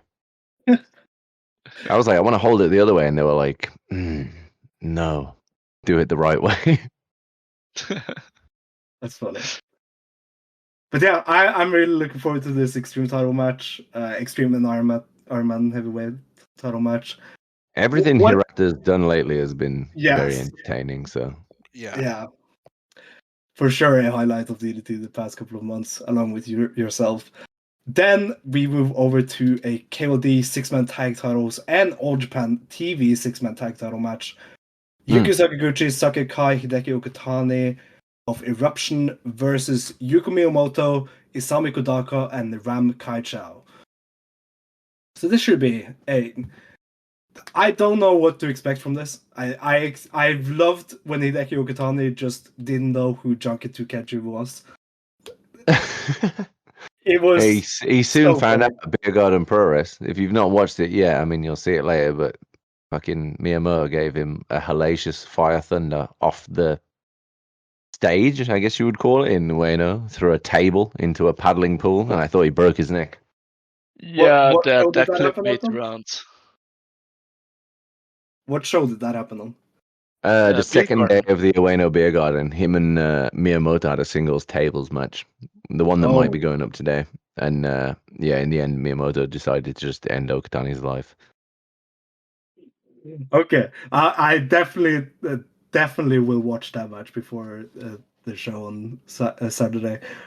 But yeah, the wild card is definitely Ram Kaicho here. We'll see what she brings to the table. As long as Sakai Kai tries to kick her and just kick over her because she's too small, so I'm happy. Certainly got their work cut out for them, have Eruption. I mean, across the board in that match, giving up experience advantage to everyone. I think Ram's on what now? Her anniversary, 16, 17 years or something ridiculous. Yeah. Another one, teenage wrestler represent right now coming. Yeah, in. definitely more experience than Okatani, and then Miyamoto and Isami collectively much longer careers than both Sakaguchi and Akai. So interesting. Yeah, for sure. Then we move Isami's still over. current GAMPRO champion as well, right? Yes, he is. He's actually defending the title the day after versus Yumehito Iwanari. No, wait, that is in October. No. Tominaga, right? Or Tominaga was. Tominaga was recently, I think. But I think was yesterday or the day before yesterday. I'm They- right behind too, so. they have set up Yumehito Iwanari versus Isami Kodakuman, but I looked at the date and saw the 10th, and I immediately thought, oh, it's happening the day after this. But then I saw, oh wait, the 1st of the 10th, so it's in October. But yeah, Gotcha. then the KOD tag title match, Yuji Hino and Makoto Ishii making their first defense versus Minoru Fujita and Kanon of Damnation TA. Yeah, I remember when Kanon's teased Takumi Chinoku being his tag partner. I was like, oh, okay. I really like Takumi Chinoku versus Mao, so I could probably like this a lot. But yeah, Minoru Fujita, he is an acquired taste. A taste I haven't been that acquired with for a year now, but Did you see his recent Freedoms match? The barefoot match? No, not the barefoot in the title match with was it Hirata before that? Yes, I did see that, and I thought that was pretty good. Yeah, I really if you feel enjoy quiet to the taste, I think that would change your opinion somewhat. I really enjoy him whenever he's not Damnation. That's what I mean. Don't worry, I hate everyone in Damnation, so feel free. As you should. See, you're winning more points with me as time goes along, Chris. I Hey, do you hate know all of Damnation, so go wild. do you know if he's still friends with Hidaka? Fujita-san? Yeah. I don't know, but there is. I have a notes app in my phone of like wrestling goals or like dream things that I still want to do. And at one point, I really do want to still try and do CDK versus Hidaka and Fujita. Yeah. There you go. That's a good thing right there. Those were my boys back in the day. That's a back of guys in future aim, Putting it out to the universe. but probably an expensive one. So. I mean, that's the current Wave Tag Team Champion they're talking about, Hidaka. So, he is a busy man. He's very busy these days. I see he's always doing 666 as well. Yeah, he's an M-Pro. Like, he faced Fujita Junior Hayato earlier this year. M-Pro started bringing in Abe, right? Yeah, they had the Korakuen match. They got to get someone in there who can withstand getting the shit kicked out of them by Hayato. I don't think a lot of people would. I actually, thoughts on Fujita Junior Hayato? Do you want to face him? I actually, the time that I wrestled for CZW in 2013, if you've seen it or ever cared to research it, you will see that I am wearing crushed velvet black and purple biker shorts, which I stole from Fujita Junior Hayato because I really enjoyed him at the time, and especially the stuff he was doing with Koji Kanemoto in New Japan. But I didn't want him to hit me. Yes, Brooks. Why? I never imagined you would bring that up at all. But I love it. Absolutely love this. But I can tell you that when I did do the Space War for Michinoku Pro back in December, Fujita Junior Hayato bought McDonald's burgers for everyone backstage. So I respect that. That's awesome.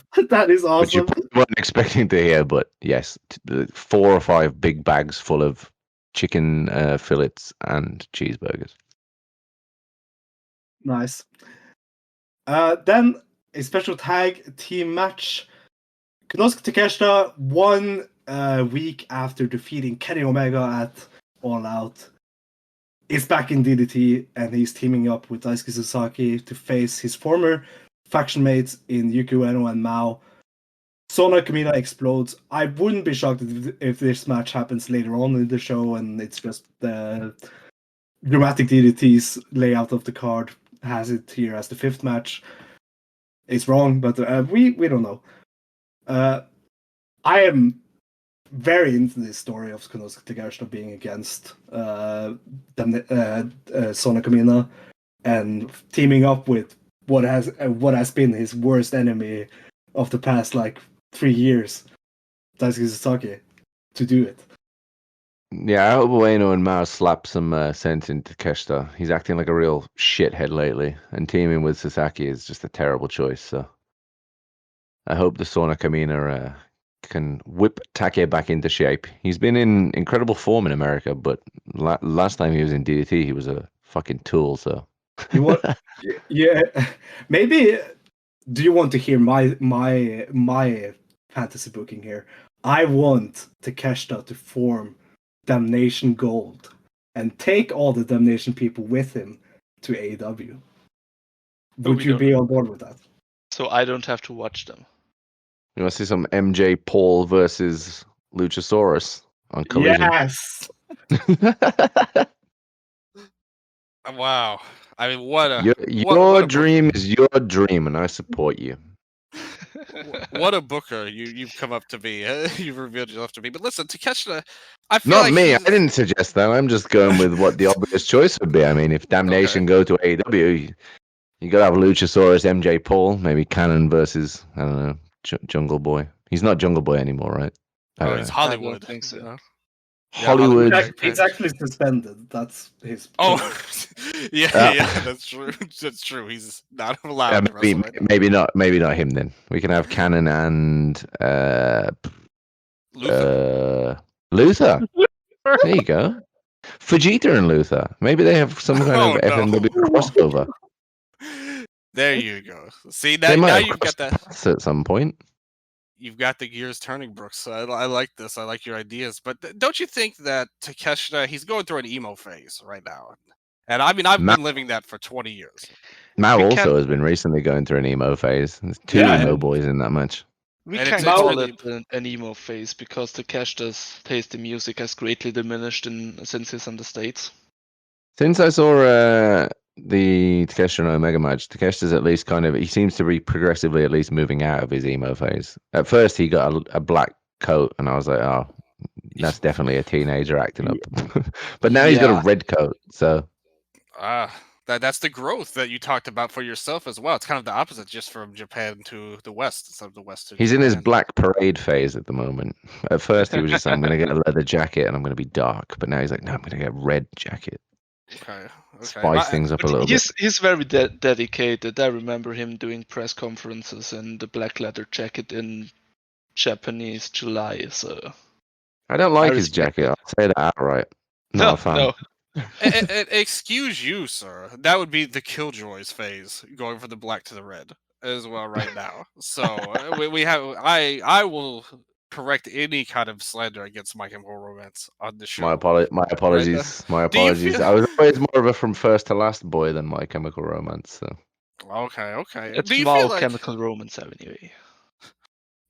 Do you feel like, though, just for you, have you ever had any kind of aspersions?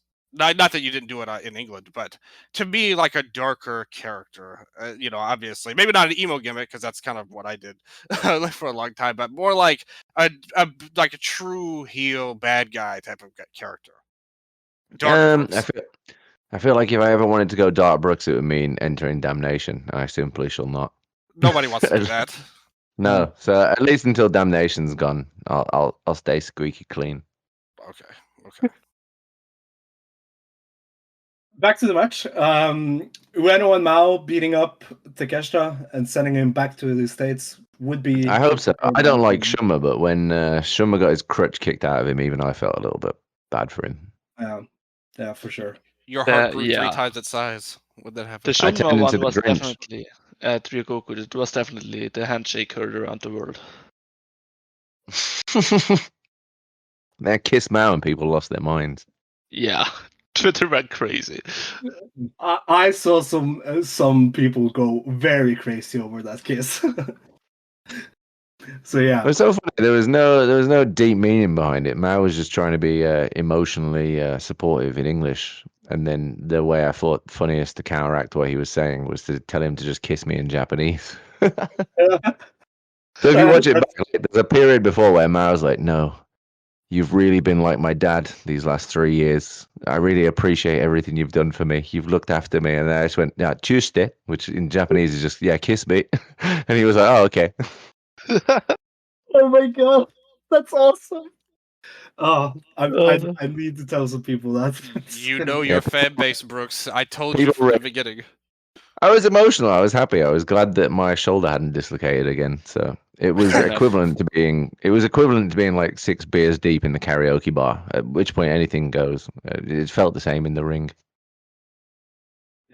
Then the fourth match, first time in history, time difference scramble bunkhouse, current blast, 6-man tag death match.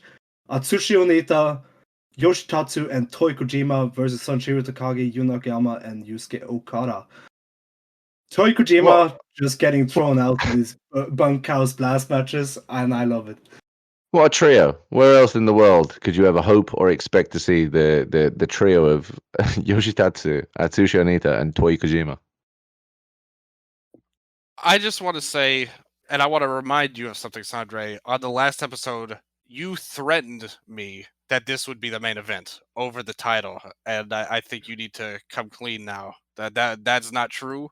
It will not Sondre, be the is main that true? event. Is that what you said? I that was what I read on Dramatic DDT. I was very afraid. If that was the case, I'd walk. I'm out. Thank you. Dramatic DDT had it as their as the last match on the show on their write-up about the card, and I was like, "What are you guys doing? This can't be real." They have fixed it now. Now it's the fourth match. Thank Thank goodness. Imagine Jamie. getting big leaked by Toi Kojima. Toi Kojima, the real main event. Exactly. And who can blame them? Who can blame them? Or even worse, by Yusuke Okada. If Kojima wants the main event, I'll Oh. give it him. Take it. It's yours. Yeah, Akiyama doing an explosion match is absolutely bizarre. I don't think anyone had that on their bingo card. No, no. not even Akiyama. Not even Akiyama. But I hope he turns up in jeans. It's kind of like Oh, a staple of explosion death matches that you have to wear jeans. I want to see jeans Akiyama turn up. See, if we get this Akiyama, I want to jeez, see. Akiyama. If we get this Akiyama, I also want to see like the Virgin Killer Akiyama. The what killer? Virgin Killer. Bring in what's his name? I'm so bad. You look like Hikaru Sato Yeah, exactly. Bring in Hikaru Sato. in this like weird Sweater. YMC get up. Oh, the YMZ getup. Maybe he'll be a second in his YMZ getup. Just would be thank awesome. God Yannick's not there to send me any more of his pictures. Of that. He was live. Well, Chris, Yeah, it was hilarious. I was at the YMC show, and the main event was Big 10 man, and you know, like half of them were like wearing the sweaters. No, more than half. I The think the only sweater one. dresses. Yeah, exactly. And I think like the only ones that weren't wearing one were Kengo Mashimo, who wore a normal sweater, and Hikaru Sato seems to have his beef with Akiyama at the moment with the All Japan Suwama Akiyama crossover, but Hikaru Sato himself, former KO the Openweight champion. Yeah. He And needs to lighten up and get the wool dress on and just come and enjoy the dramatic dream. And Yoneyama, she wore a Doraemon cosplay, which fit. Please call Yoneyama-san by her correct name henceforth of Otaku-chan. Yes, Tsukiban Ichiban. That's her real name. Sukiban Ichiban. But If no one's using that hashtag already, they should. That's great. Rolls right off the tongue. But the funny part about that match was Chie doing ringside duty during that match, and the disgust on her face. Yeah, poor Chie. Chie is too pure to be bearing Yes. witness to things like that. That's unacceptable. Maybe that's a future back of Gaijin. I always kind of wanted to. We did a CDK reset the one time. I wanted to have a singles match with Yoniyama, but maybe I'll try and instead book for a back of Gaijin show in the future. Otaku-chan. Maybe you can find out for us who Bingo is. We can get the Skiban back of Gaijin crossover. Yes. Which one is Bingo? We We don't don't know. know. It's like the only person we don't have no clue about. Is Bingo the clown? Yes. Yeah. Oh, I have an idea of who that might be. Yeah. Well, if you have Let's ideas. talk about that off air. I'm very curious. Yeah. Moving on. Match number 3. Pheromones versus Subjugation. Final match. Special The singles last match. time ever. Maybe the end. Maybe the end. The Dissolution contra Vice President Yuki Sexy Ino with Danjuku Dandidino, of course, versus Akito.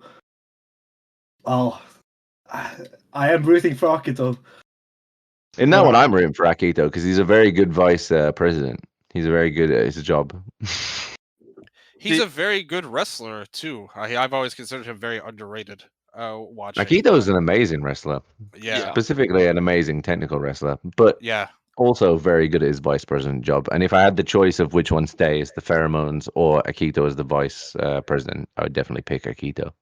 I mean, Yeah. I'd rather believe that we saw the last Iger versus Sakura Hirota match than that this is the last Akito versus Pheromones match. You would rather which? You want more Akito Pheromones? No, but I believe we will see more. I believe we'll see more. I don't know. They've said it's the last. They've very heavily stressed that this They is also potentially said the last conflict. it's the last Iger versus Sakura Hirota match twice. I mean, that's not gonna. Yeah, I mean, well, Onita's on the show and he retired in 1995. Yeah, exactly. Yeah. Yep. I don't like Good this point. implications that wrestlers lie. Okay, that's not something I like hearing right now on the show.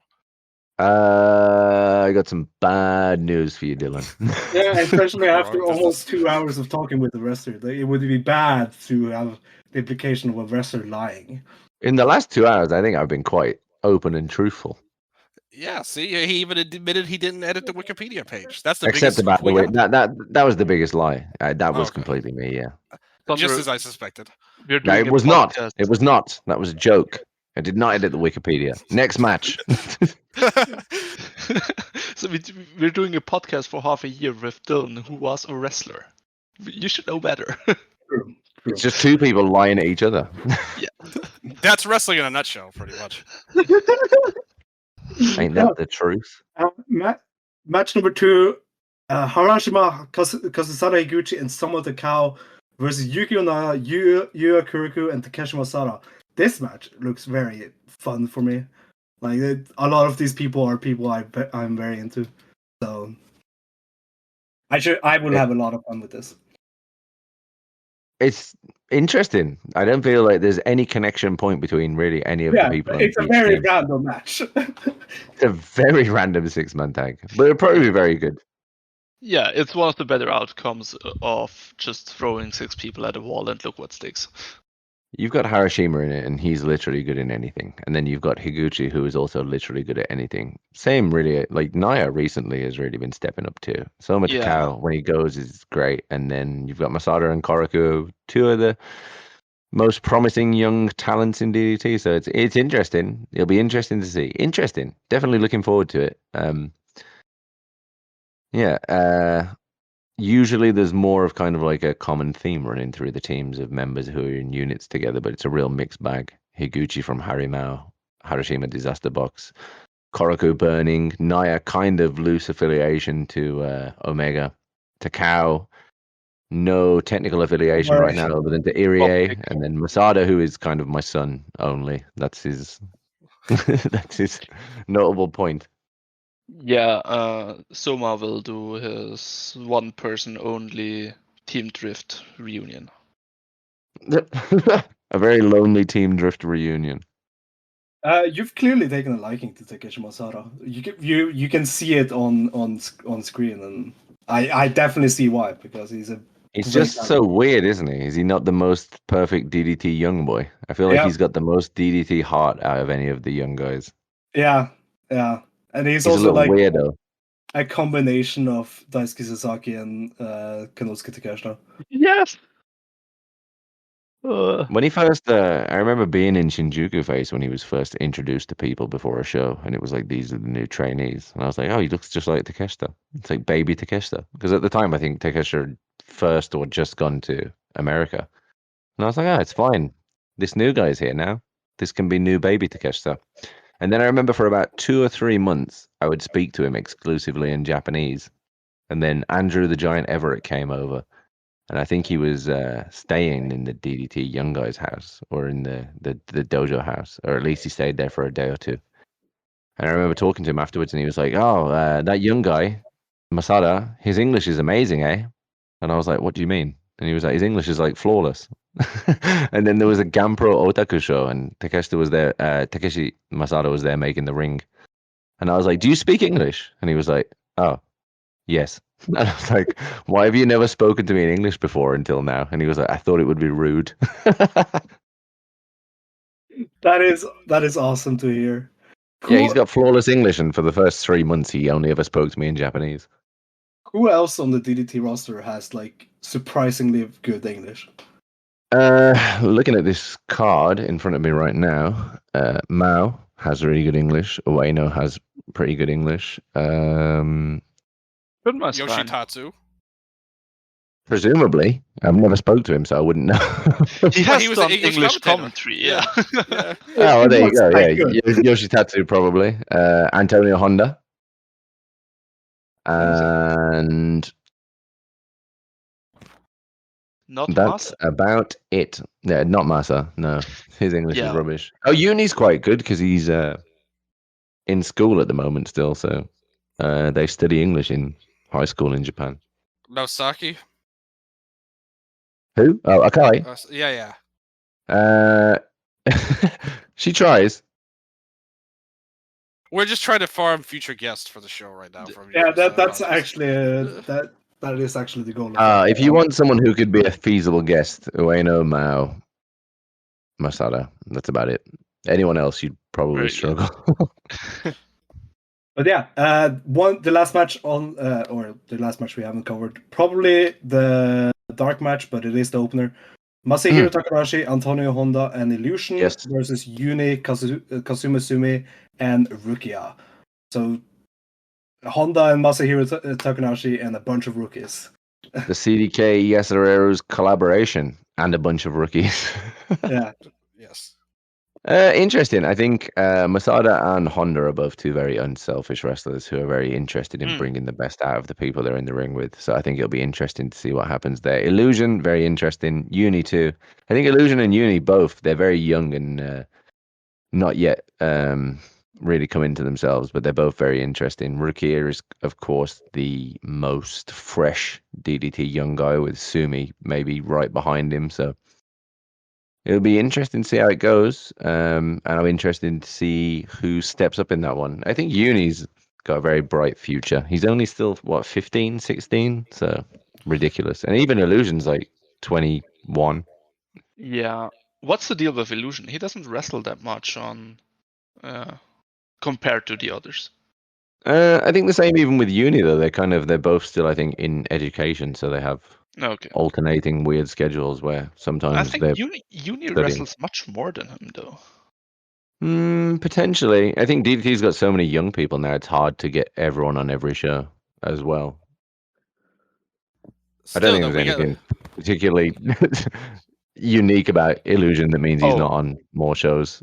Not Uni just had his not that he's not big interesting. was there. Yeah, I think Uni's technically way senior to Illusion in terms of career length, so perhaps that. I know Rukia was injured for a while too, so he was off things. Plus, we got to respect the teen wrestler crew, which we're a part of as well. Anybody who starts DDT. Yeah, DDT, right? The now dead, defunct DDT. Yeah. How many people did come out of DDT? It's Uni, Three? Illusion, and Mune, Yeah. Minotatsu Nakamura from Gampro. So 3, I think. who is I mean, amazing. if Uni you was ask in me. DDT before DDT, so Yeah, I don't know if you can easily. technically count him as coming from DDT. When he took off the mask, I knew that he was going to be a big star. Just off his look. He has such a baby-faced look that I know they are going to see Ueno money in him in the future. Well, have you seen Baby Uni? When he was a kid, you mean? When he was doing the trampoline stuff and stuff? No, when he was wrestling in DDT as a Yeah. child. A 10-man champion. Or 5-man champion. That's right. Yeah. Yeah. I tagged with him one time in Osaka. I made him do a middle finger and everyone yelled at me. Ooh. I'll Nice. send you a link, Sondre. I'll send you a link. But yeah, that was this show. That was the DDT Big Bang full card. I am really looking forward to the show as a whole, but I'm like you and Irie is definitely the match I'm most looking forward to on this show. Looks like a fun show. There's something for everyone there, I feel. Brooks, let me ask you something. All right, well, Hey. it's more so some advice. Sure.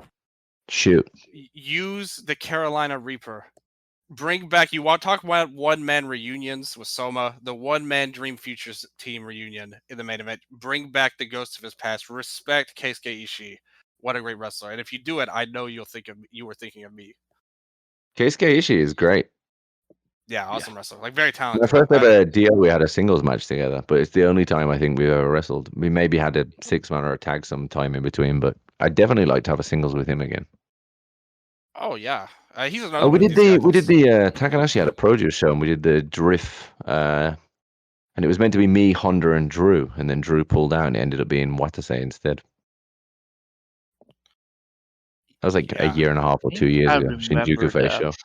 Yeah. Yeah, it was supposed to be me, Drew, and Honda against Ishii, Takao, and Irie, and then Drew got hurt like 2 days before or something. I think he impaled his foot with a light tube, so he got switched out for Watase. But I love wrestling Ishii. Ishii's great. You look at, I remember I watched him and Irie, I think KOD title match again, and fuck, what a crazy match. Oh, yeah. Oh, Yeah. he's a guy that when I watch him, he's another one of these guys. I kind of think Akito's the same. Sato, we mentioned earlier, I think is one of the best. Like, just everything, execution wise, like his footwork and just even the way he runs the rope is so clean and good. Like Ishii always struck me as like a total pros pro. Yeah, pros pro. There's a bunch of people like that who like maybe you don't see around or as busy or as often as Yeah. you'd like to, and it's like why not? And I feel the same about Hagane Shino as well. I think he's just Oh, my yeah. OG favorite. insane. Yeah. Madoka. Yeah, exactly. Back in the men's, he was in Men's World. You mentioned that earlier. He was in Men's Club. Yeah, the match that him and Yuki had at the Lasabaka Gaijin blew my mind. They beat the shit out of each other. I thought me and Yuki had a pretty good match together, and then I watched Hagane and Yuki, and I was like, "Fuck, he's so good." They're both so good. Yuki too is just fucking insane. Oh yeah, she's awesome. Great wrestler.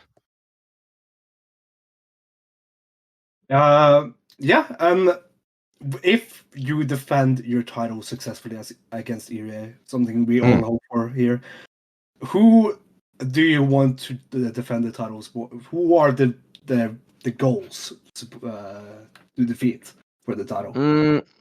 For me, at least, I don't know. They're two of my best friends, so it made sense that at the end of Ryogoku, they'd kind of be the last people in the ring with me. But in the ring at the end, it ended up being me and Ueno and Mao together, and we are like very close outside of wrestling. And I think objectively, when I look at the card now in front of me and like the people on it, for me, Ueno and Mao, those two are DDT's future.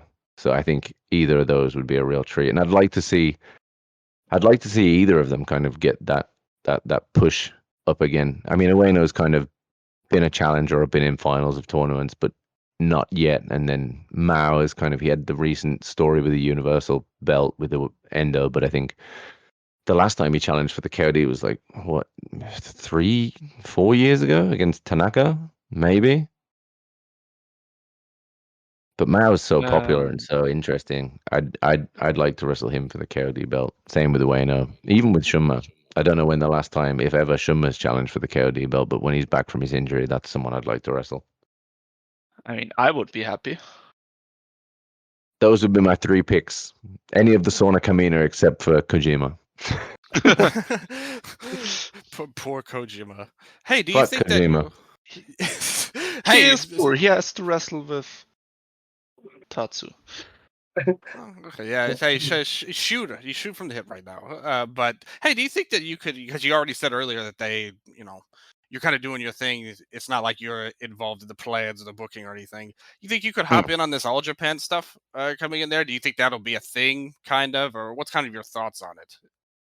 Yeah, I really have no input or anything like that into it. I'd like to do All Japan just as like bucket list for myself. It'd be fun to do at some point. So I'd like to do something in that kind of crossover, but whether or not it's on the cards, I have no idea. I have full faith that you can out politics Suwama. Yeah, I'd like to do All Japan. That would be fun. It's kind of on the bucket list. One guy I would very much like you to face for the KOD Openweight title is Black Mensore. Absolutely. ATM. Absolutely sure. But no, Konosuke Takeshita, because I feel that is one goal that I really want to see you break down and during this title reign is defeating Konosuke Takeshita. Still the person who on the biggest stage that I've never been able to beat, and now he's kind of MIA. But I mean, if that was on the cards, of course, that's something I'd want to do too. Yeah, it is because that match in 2021 was the first match that I kind of opened my eyes to how great you could be as a wrestler. And I think we could do something so much better now too. So yeah, that's something I'd like to do. Definitely a match I really want to see for during this KOD Openweight title reign. And honestly, this KOD Openweight title reign, I would be very excited for it to be going for as long as possible. Thank you very much. I appreciate it. And thank you for coming on. Do we have any more questions for him before we close? I'm out. I just want to say thanks for coming on. You spent a ton of time. It was a ton of fun talking to you. More fun than I thought it would be, to be honest with you. So I really enjoyed you. What's coming that on supposed to mean, Dylan? Hey, Yannik told me that you said that you thought I didn't like you when he met you in Japan, and I want to confirm that is not true. You've converted me into a fan over the years, to be honest, Brooks. That's good. That's the best kind of fan. The people who didn't like you, but you convince them eventually. That's the most rewarding. So thank you. Absolutely, and like I said, it was awesome talking to you. Whatever happens with the belt and everything, I hope nothing but success for you guys, the whole crew at DDT. I feel like I said, I really meant it what I said. When I feel like you have made a difference. If you look at the shows earlier in the year, I thought DDT was in kind of a rough spot. Just as a fan watching, I wasn't really enamored with a lot of what was going on. But lately, I think that there's been an extra spark, and I think you have definitely been a part of it, along with other people. No one person can change everything, but I think that you guys are doing good. Saki's retirement road's coming up, and I can't wait to see what you do with the title and how things go for all of you. Thank you very much. I'll continue to do my best and try and keep the spark alive. Yeah. Very nice last words. Thank you so much for coming on. Thank you guys for listening. You can follow Chris Brookes. Oh my god, I have to open Twitter. Obey Brooks. Yeah. Obey Brooks, yes. You can follow him there. You can follow me at Sondre Bjorn. You can follow Yannik at Sbadoosh. And you can follow Dylan at Viva_0. Rest in peace, Ray. Her anniversary of her death just happened last week. Big shout out to her. Yeah, for sure. And we will be back this Sunday. Probably the episode will be out on Monday, but it will be a review of DDT Big Bang and whatever happens in the Dragon Gate Cork and Hall show that is happening on Thursday. So, until then, as always, be ready, wake up, and go.